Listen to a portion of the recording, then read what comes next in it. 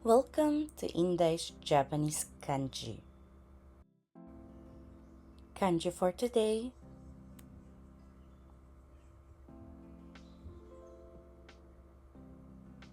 Level N3. はい。では、あっちゃん、よろしくお願いします。こちらの漢字何と読みますか？完です。はい。こちらの漢字は完了と使います。Ano po ang 完了？は、ちょっと、Maliit po ba? Palakin natin ng kaunti. hindi ko po alam ate Inday. Andito po. Yung explanation. Kanjo? Tapos na. Kanyo, tapos na ng Tapos total ang trabaho. gawain at trabaho. Pag sinabi pong total, halimbawa, may ginagawa po kayo pero naging oras na tinapos nyo. Pero hindi nyo naman natapos as in yung kompleto. Hindi po kanyo ang ang tawag po dun po. Ano po? Hindi po maaaring gamitan ng kanyo. Owaraseta na lang po. Mo jikan datta no de shuryou shimashita to. Hay. Pero hindi nyo po siya nagawa. So, hindi nyo po pwedeng gamitin ang kanyo. Ang kanyo po, totally pong nagawa nyo po yung isang bagay or yung trabaho nyo. For example, meron po kayong project sa trabaho. Nagampanan nyo na, natapos nyo na yung project na yun. So, maaari nyo po sabihin, kono project to, kanyo shimashita. Kasi nagampanan nyo na, natapos nyo na po siya ng totally. So, doon po sa kanya po maaaring gamitin ang salitang kanyo. Kanjo.はい。はい。わかりました。では次いきます。maaari nyo rin pong gamitin ang kansa, kanzen. Ano po ang kanzen? Kanzen wa kompleto. Ganap. Kompleto or ganap. Hay. Kanzen na mono ni natta. Pwede rin naging po siya ganap sa perfect, na. ganun. Hmm? Pwede rin siya sa Medyo, perfect. halos perfect po siya. Kaya may salita po tayong ginagamit po sa Tagalog ng ganap. So, for example, Kanjo. halimbawa ako, hinuhubog po ako ni Nainay at saka ni Taytay, maging isang teacher. Pag naging as in teacher na talaga ako, sana, one day, So, saka pa lang po maaaring sabihin na, Inday-san wa kanzen na sensei ni natta. Ibig po sabihin po nun, si Inday ay naging ganap na guro. Doon po siya magagamit. Ganap. Ano po? Pag pwede rin po siyang gamitin po, kanzen ni owatta. As in, natapos na. Ganap na, tapos na. Nakompleto na. Yan po. Diyan po siya ginagamit po. Ano po? Hi! Suzuki. Ang next po na kanji po natin is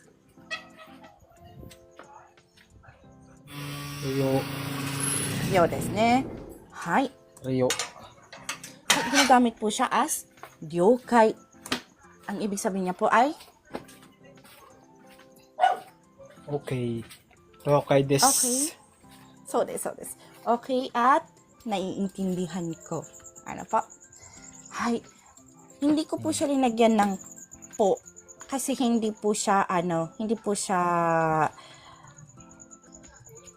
nagbibigay ng respect. Hindi po siya keigo. Ano po? Hindi po siya sonkeigo.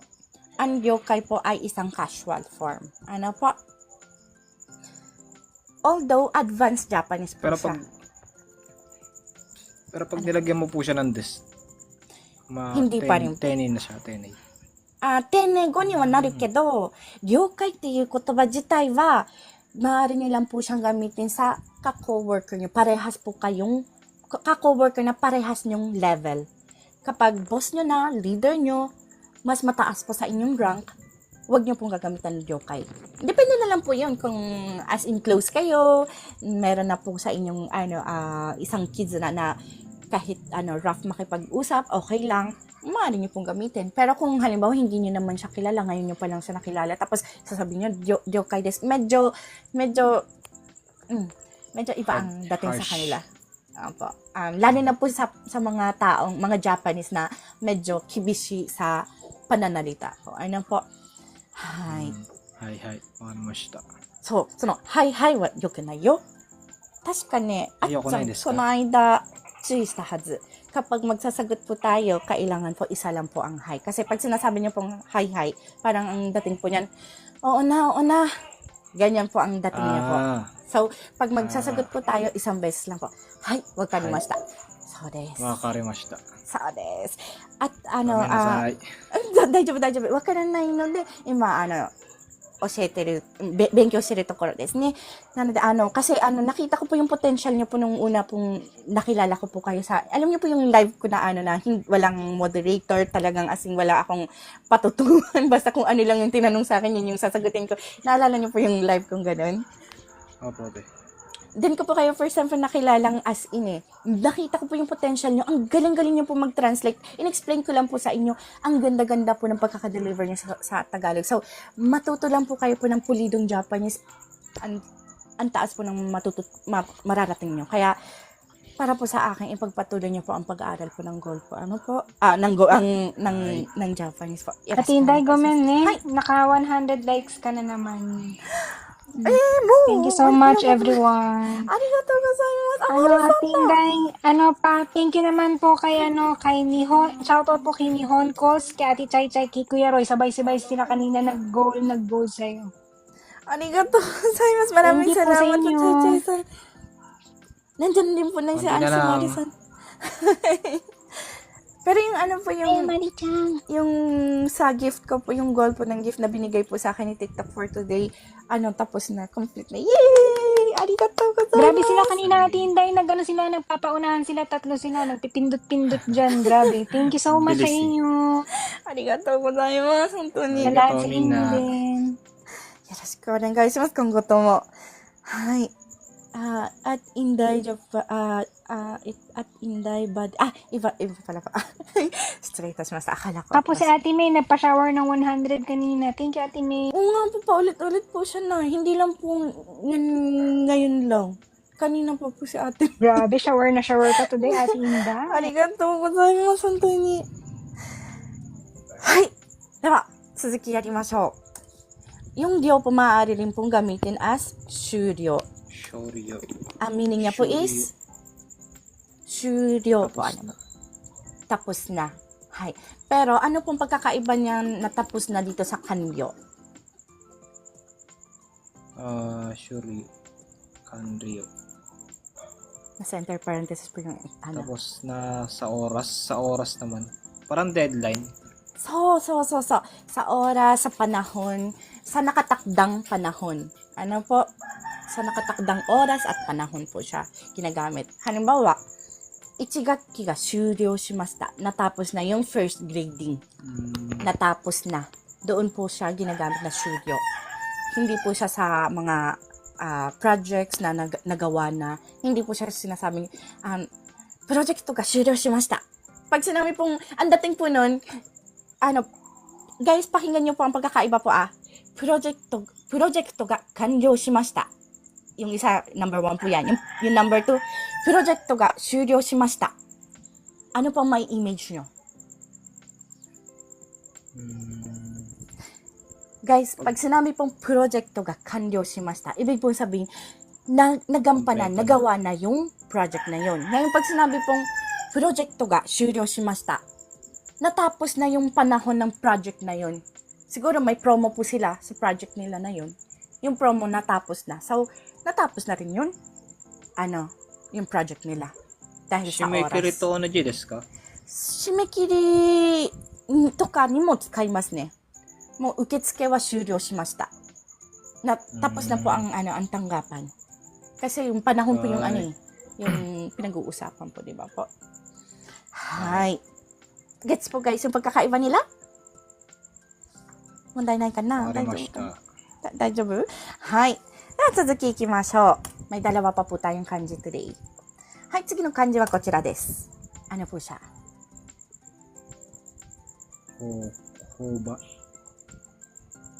ほば。と、Noba. Nobo かな Nobaru. ノボ、 Noboru. 登るですね。はい。そうです。と、登るという感じです。12画ですね。12 stroke po siya. はい。では、次いきます。Ginagamit po siya sa toroku. Toroku. Ang meaning po ng toroku ay Pagkaparehistro. pagparehistro at Sign up or register, pwede rin po. そうです、そうです。register プエデリンポ。登録。Toroku. そうですね。はい。register プエデリンpo siya. Pagparehistro po kasi. Rehistro is register sa English po, di ba po? Hi. Opo. Yung sign up po sa halimbawa, maggagawa kayo ng isang account. Magsa-sign up po kayo para makagawa po kayo ng isang account. Magtotorok kayo para gumawa ng isang account. Diyan po siya ginagamit. Ano po guys? Hi, じゃあ次行きましょう。登る。登るというのは Noboru wa climb. Pag-akyat. そうです。Pag-akyat. Pag sinabi pong 登山。 Yaman. Yamanoboru to onaji desu ka? そうです。 Tozan. 山に登ると言って登山です。Pag-akyat sa bundok. Ano po? Hi. Pag-akyat po kasing kanji at mountain na Tozan. kanji. So, 登山。Pag-akyat sa bundok. Okay pa guys? では、最後の漢字になりました。はい、こちらの漢字は、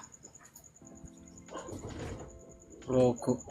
6と、そうです、6。medyo complicated siya. 16 strokes po. Ano po? Hi. Ginagamit po siya sa salitang kiroku. Kiroku. Ano po? Record sa mga importanteng impormasyon. Sa mga impormasyon. So, des, sa mga information po. Ano po? So, for more information po, please check my video na iba't ibang klaseng pagtala ng impormasyon na kasama po siya. In-explain ko po dun kung kung saan po siya ginagamit tong sa madaling salita po, ito nga po yun.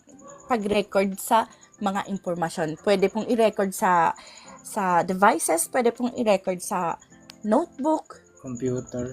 So des. Pwede rin po. Pwede po, sa devices. Kasama po siya sa devices. Sa isa sa devices po. Ano po? Hay, dyan po siya ginagamit. Record. Hay. Kumbaga, pagtala sa mga impormasyon. Sa Tagalog po. Ano? Hay. At ang roku ay maaari rin gamitin as dokuon. Rokuon. Hay. Ibig po sabihin? Records. Pag-records din. Pag-record sa Record sa tunog. Tunog po. Ano po? Tunog. Like Rokuon. music, voices, boses, etc. Pong mga tunog po. Recording po na Recording. tunog lang po yung sinasabi niya po. Ano po? Kasi yung nakasulat po dito is roku is recording. Recording po yung roku. Tapos yung on is tunog, oto. Oto nan desu ne, kono kanji wa. Oto. Nanonde, pag-record ng tunog. Tunog. Ano po? So des. Pag-record sa sa CD, rokuon din po ang tawag po doon. Ano po? Kasi tunog po yung i-record natin sa CD. Hay, pag sinabi naman pong rokuga, ito ay Rokuga. Records na larawan. hay, Sa pero larawan. hindi po litrato or drawing. Kundi video. Pag-record po siya ng video. Hindi po litrato at drawing. Kasi ito po nga po, maaari pong litrato o kaya drawing po yung meaning po nito. Pero hindi po yun ang gusto niya sabihin to. Rokuga.